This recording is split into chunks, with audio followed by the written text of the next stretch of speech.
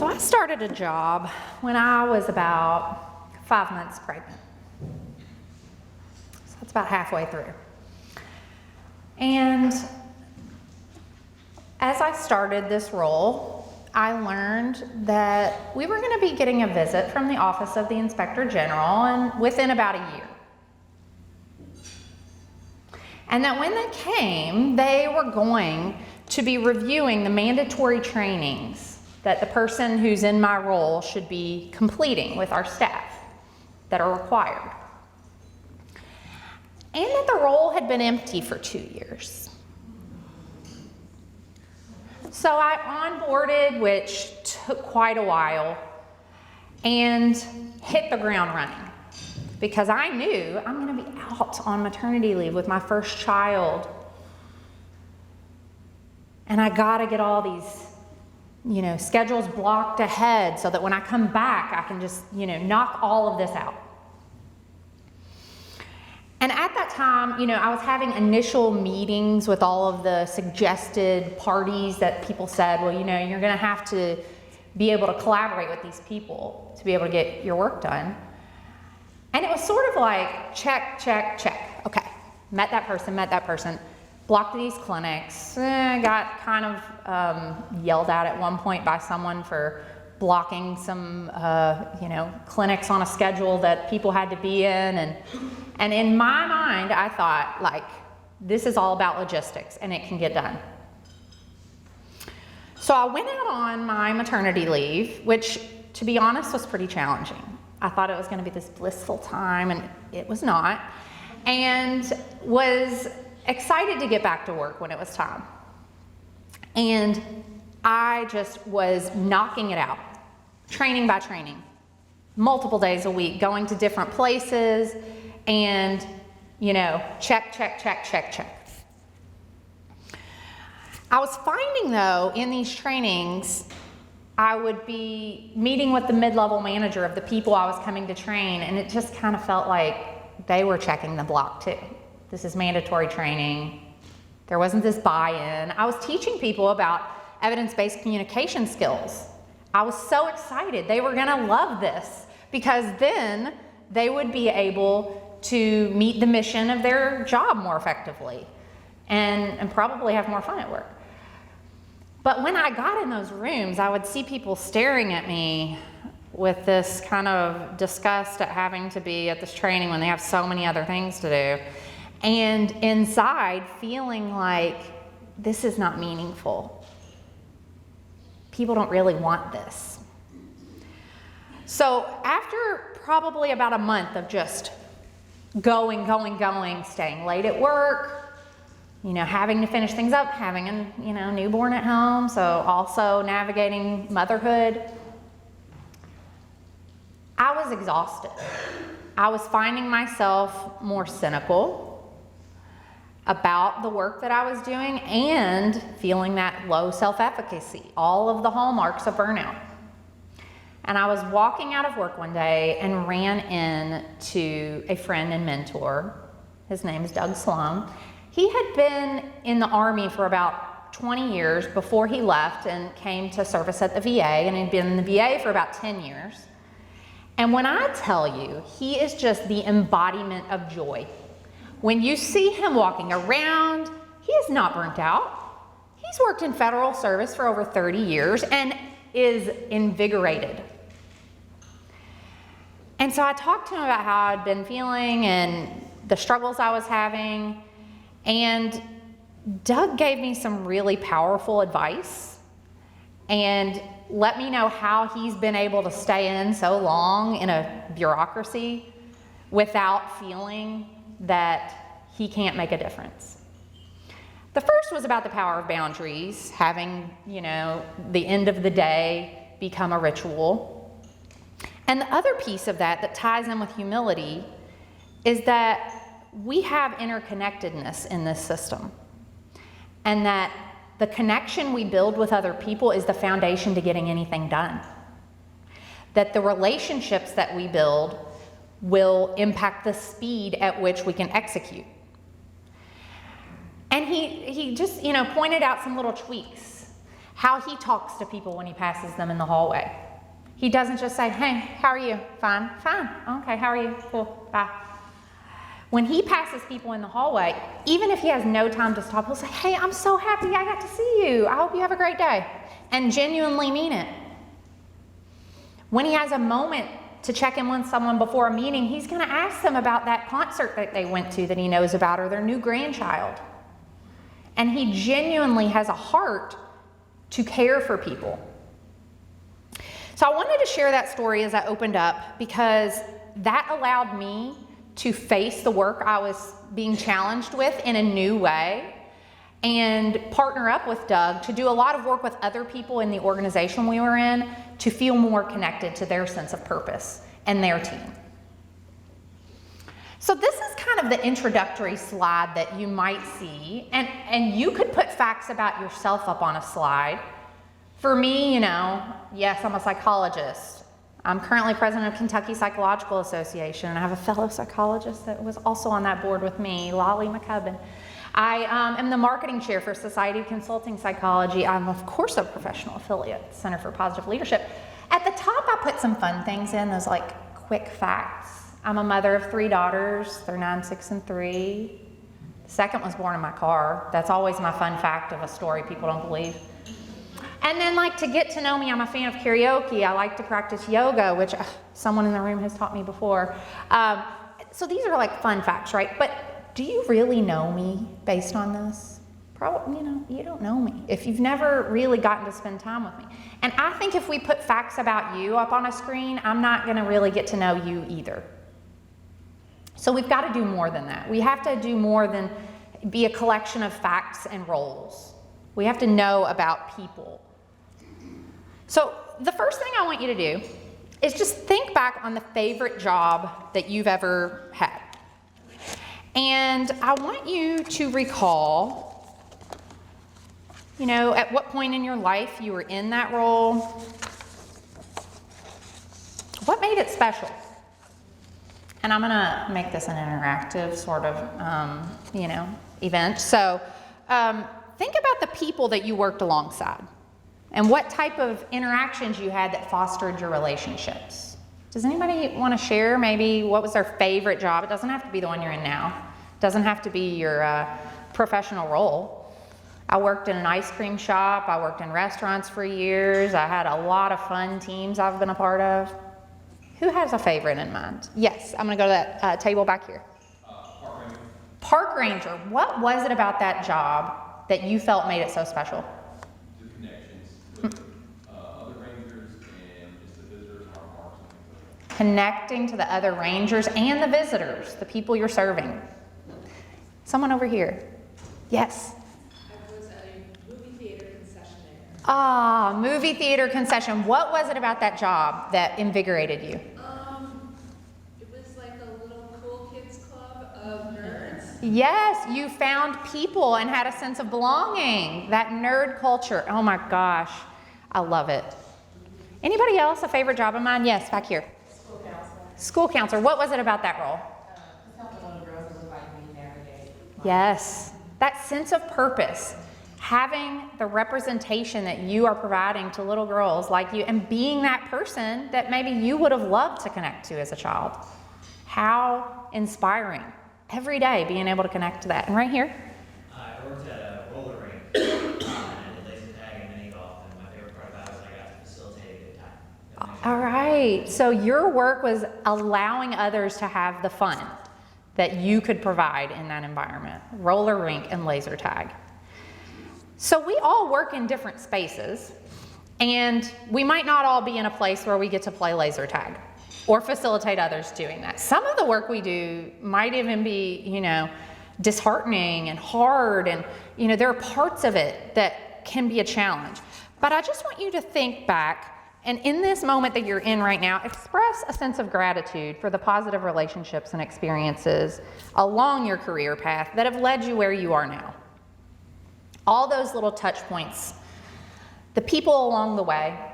Some maybe you developed a deep relationship with, and some are just those people that you interacted with that maybe you didn't even work alongside, but just brightened your day. So as we dig in, we're going to talk about humility and what it is. So, this is a virtue that's been discussed by Aristotle, Confucius, by, all of the great philosophers of history and the modern era. So what do they have to say about it?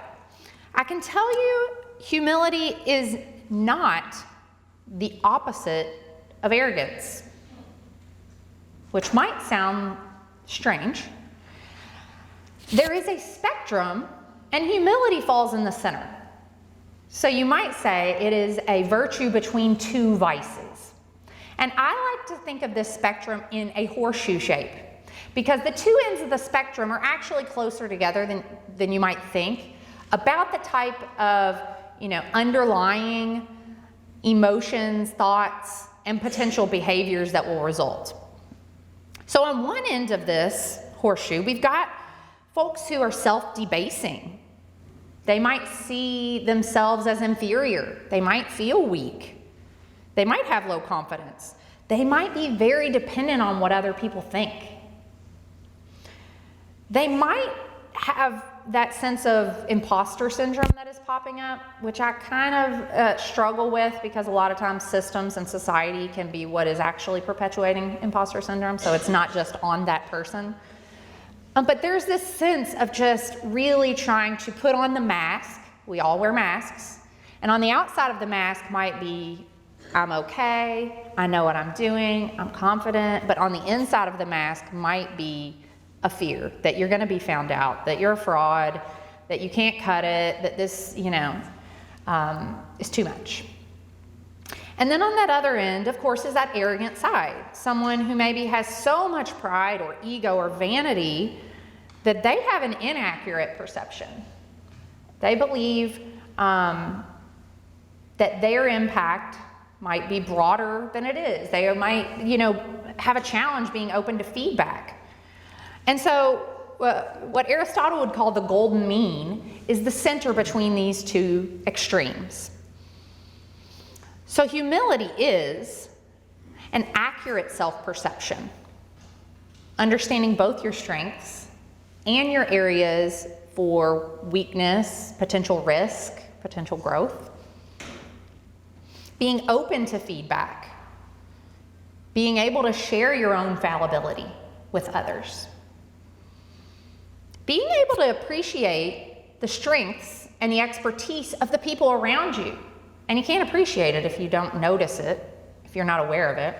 And then finally, having a transcendent stance or perspective that there is a greater interconnectedness, that is not all about me. I'm not the center of the universe.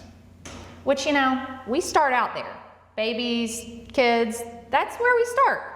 Sometimes it's a challenge for people to move on, and in our everyday, that disconnection that we have might lead to us forgetting, oh yeah, I'm just one human in all of these other humans on this planet.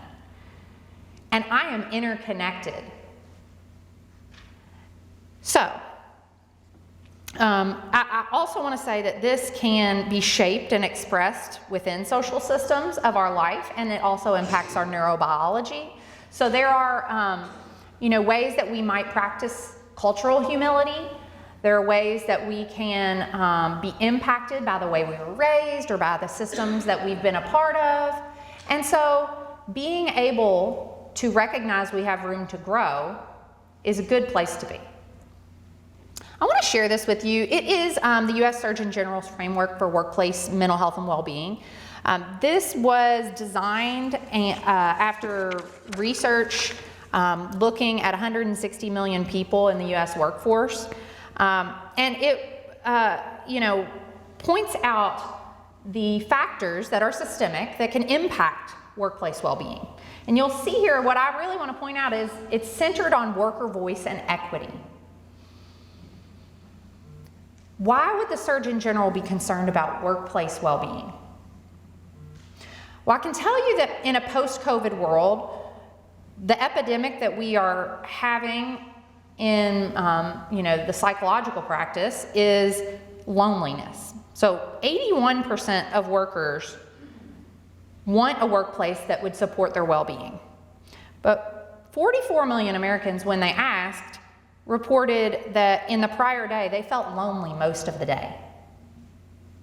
So we feel disconnected. We don't have a sense of community and belonging that we desire as humans at the core of who we are. And I'm not talking about that outgoing, having to be people-y all the time, because some of us are introverts. So this isn't a personality construct. This can be those moments of interaction. And so the reason the U.S. Surgeon General cares is because we know that we can uplift population health when we impact people at work. So Brad mentioned Jane Dutton, and in a conversation I got to have with her, which was very inspiring, she mentioned the reason that she devoted her career to organizational, positive interventions was that is how you can scale your impact. People are at work for a large portion of their life for many hours of the day. And when we uplift people at work, that impacts their home, that impacts their community, and that uplifts society. So if we want to see change, that is a place we can start where we can make a big shift. What if, right? And if that's not enough, Oxford University did a study connecting well-being ratings of employees to the stock performance of 1,600 US companies with 15 million employees. So they saw a greater return on assets, higher profits, and firm value when their employees had higher well-being. So the next part that I want to talk to you about is high-quality connection.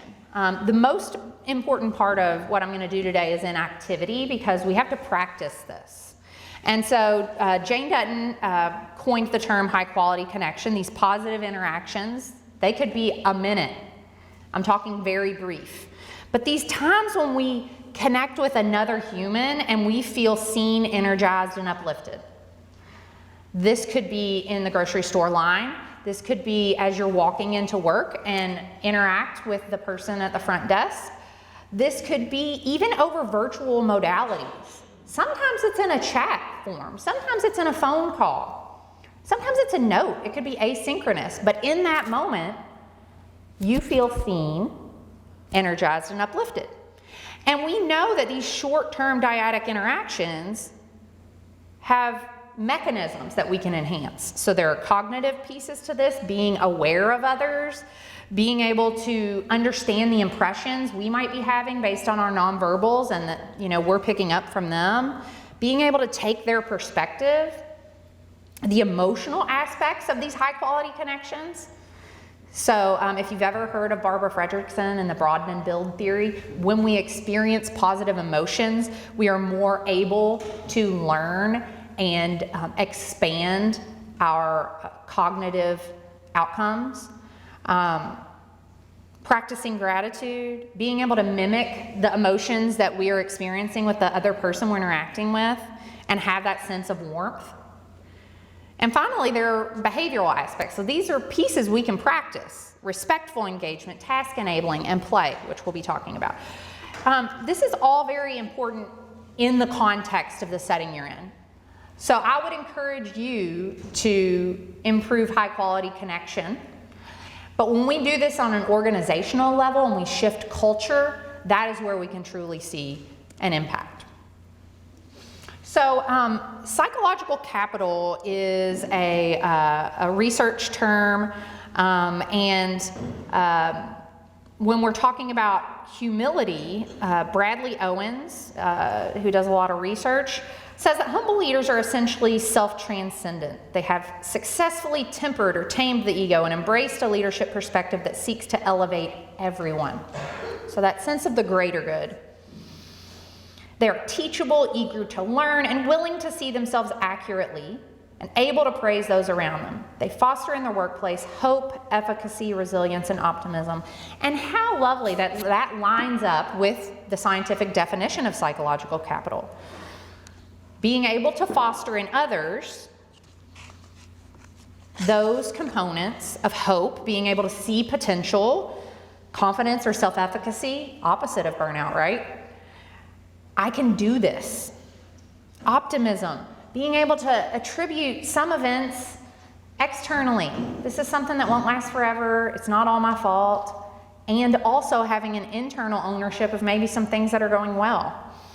And then resilience. Can we cope with challenges and recover in a flexible manner? And so when leaders are able to practice high quality connection and embrace humble leadership, they are building their psychological capital.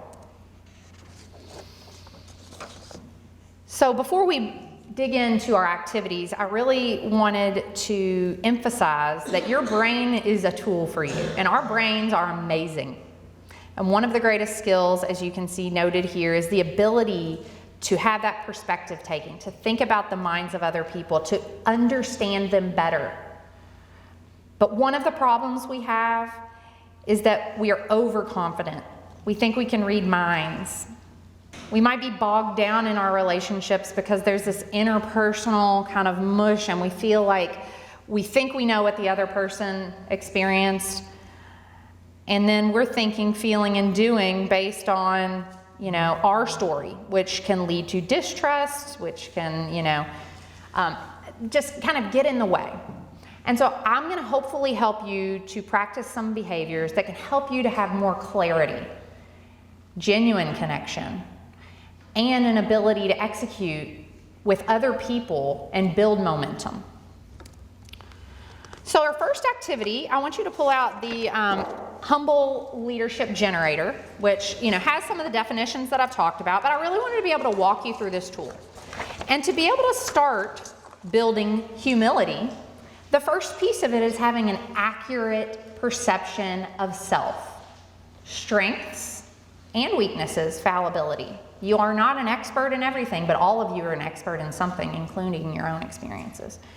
So the first questions there in activity 1 are going to encourage you to look at your own personal strengths and qualities. So not just a list of accomplishments or achievements, but those things that you are most proud of. Why were you able to do that? What is it that you bring? And I know that this can be very challenging for some people. So I'm going to give you a few moments to look at these questions and make a couple notes. And I'm a big fan of having music to liven the mood, so I'm going to play one of my favorite work songs.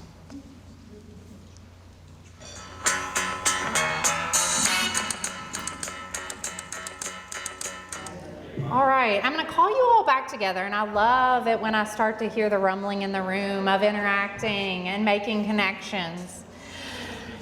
So I won't ask you to share your strengths out loud in front of the whole room of people, but I encourage you to continually practice some forms of hearing from others to build your awareness about what your strengths and unique traits are.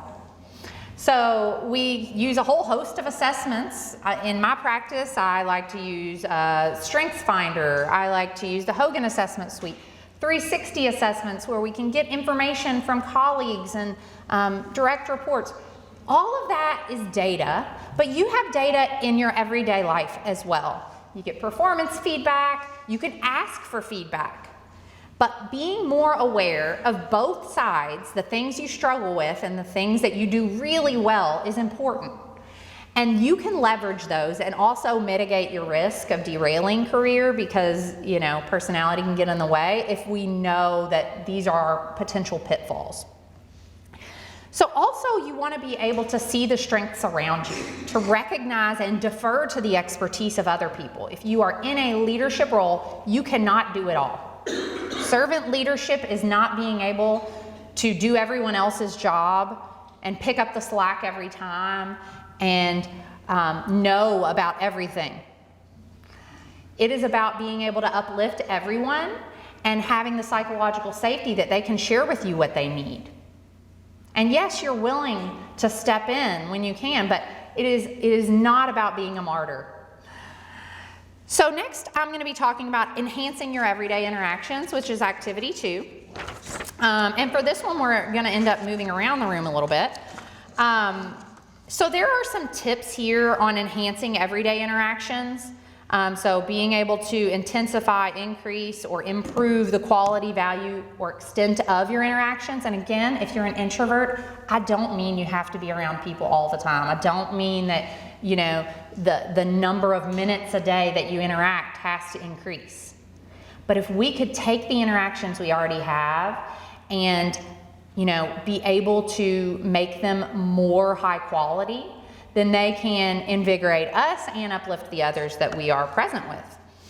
So you'll see here some tips for respectful engagement.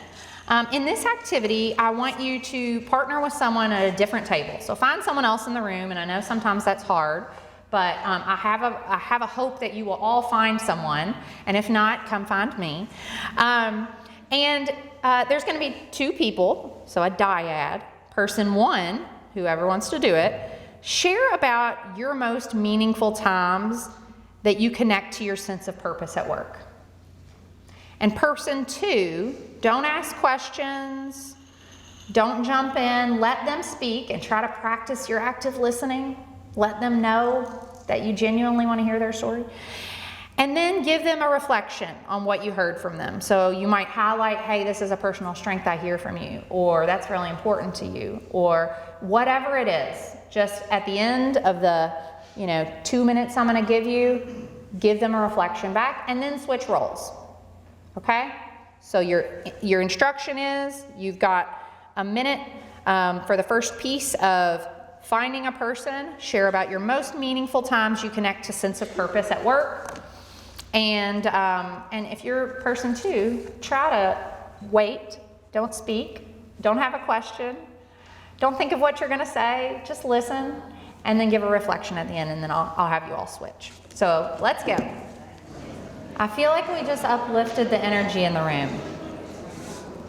I think maybe that high quality connection was happening, and I think the quality of the way that you can attend, listen, genuinely show that caring can change the dynamic. So, did anyone in here learn something about the person they interacted with? Yes, okay. Do you feel more connected to that person now? All right, and do you feel like that was uplifting? Specifically talking about that, the sense of purpose that you have in your work. So connecting to that sense of purpose is important, and not only doing that in the tasks of your work, but also in the way you connect to other people. So the next activity that we're going to do ties in with the humble inquiry section of the Humble Leadership Generator. And I just wanted to point out, again, Aristotle was pretty big on virtues, and he really emphasized that we become virtuous through acting in virtuous ways, through practicing the behaviors of virtue. And so, being able to lead with humility also will lead to a well-lived life, something that's called eudaimonia. But the concept that we are striving, pushing limits, finding success, achieving something difficult, that having an easy life is not a life well lived. And, being able to face disappointment and failure and understand that we are never done improving and that we can hone our strengths and work on our weaknesses throughout our lifespan. So I want you to be able to think about the ways that you can use questions to deepen the connections that you have with folks. And this is not only in the workplace. I titled this Humble Inquiry, which is a term that comes from Ed Schein, who is an OD researcher and practitioner who passed away earlier this year. And I was actually able to witness an interview of him in the final 24 hours of his life. He was a part of an OD practice circle that he dialed in on and was answering questions about humble inquiry. And you just never know, what is coming next. But he has written a lot about humble inquiry, humble leadership, humble consulting. And you can see his definition there of what humble inquiry is. And so it is not just the science of this, but the art of evoking from other people answers. So we can build the relationship, but we can also get to the heart of things more quickly when we ask questions in a way that leads to something important.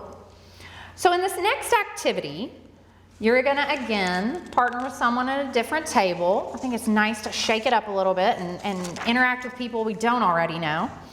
Ask some genuine questions. So I'm gonna let you choose, because I want it to be a question you truly wanna know the answer to. So select a question from that page. There are many options. And again, I want you to just practice that active listening.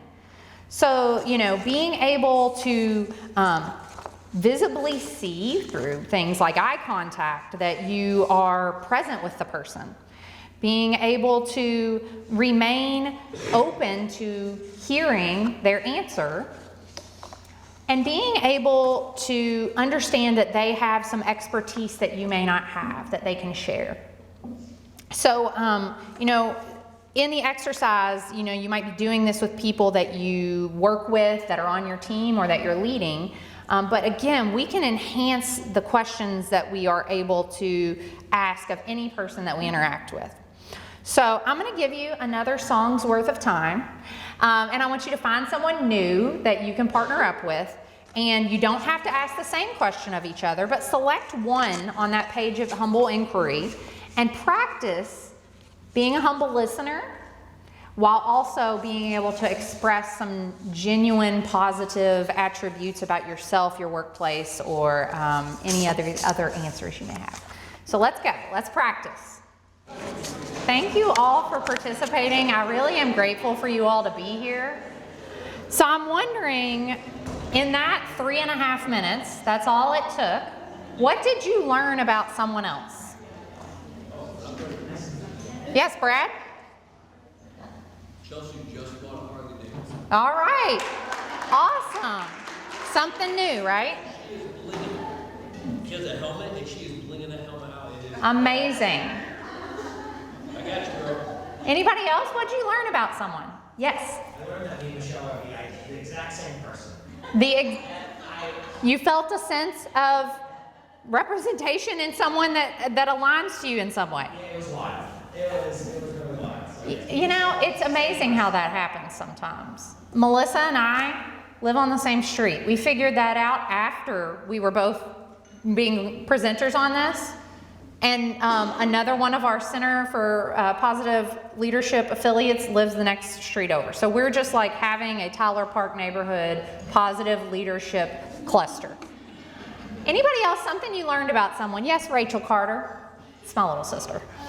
The person that I talked to has girls the Same age as your girls? same ages, but a year and a half apart. Okay. Older than yours, I'm taking it? I'm sorry. Older than yours? So someone you could look up to, like you've made it through these ages with your kids. Hers are 6 and 4. So in that small amount of time, 3.5 minutes, you forged an authentic connection with someone based in the type of question that is appreciating them and drawing out, information you really want to know about. So the more we can practice using questions like this, humble inquiry, you can look into the research about appreciative inquiry and that style of intervention, which I love to use. Being open and asking about the things we truly want to know about, not just for the sake of, hey, how are you? Do you really want to know? So ask things you want to know about. And as a leader, cultivate spaces that you can have that true dialogue. So the final thing that I want to practice here is talking about the rituals we have in the workplace. I outline an activity that you could do. So once you're building this foundation of enhancing interactions and having that accurate perception of self, appreciating and naming the strengths you see in other people, and expressing the gratitude for them being a part of your team. I mean, Anne can tell you, I love to do a gratitude waterfall. I did one with her team, and it was like, we love all of the other people in this room, truly. They bring something different. So, when we can make these series of things that happen regularly in our workplace, we can change culture. we can help anybody new coming into our organization to onboard in a way that allows them to have a sense of belonging quickly, to recognize what they are bringing to the organization.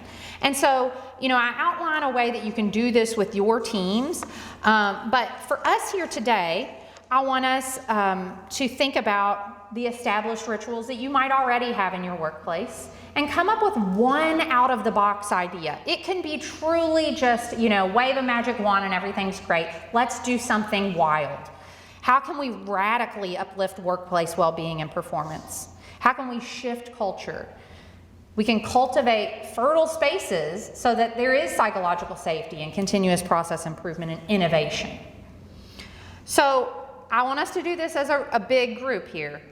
I want you all to think of one of the rituals in your workplace. It could be onboarding, it could be the way you celebrate or reward people, it could be what do you do at holidays, how do you huddle, what, you know, what's a busy, you know, time of the year for your team and what's it like when you're in that space? What happens when you reach a milestone on a project? Any of these things. You might not have a defined ritual, but what do y'all end up doing? So think about that in the space of the work that you do. And what is one way that you would say, in an ideal world, this is what we would do, and how we could really have a sense of connection and having a ritual or tradition to make the people who work here feel more embraced and connected? So does anybody have a maybe an established ritual in mind that you already have? Anybody got one? Yes. So at our office, I introduced what's called a water party. Okay, what's a water party? So basically, we found out that 3 o'clock is like the worst part of the workday. Mm-hmm. Everybody's super fatigued, they've been sitting too long, they're dehydrated. So we introduced the water party where we just literally go grab water, take a 15-minute break, and talk about anything more personal. I love it. When I tell you, Priya Parker wrote a book about the art of gathering, that is truly a sense of embracing workplace well-being. We need to hydrate, understanding the timing of it and when it would be most impactful, using it as a space to connect, and that becomes fruitful, right? People want to be a part of water parties, right?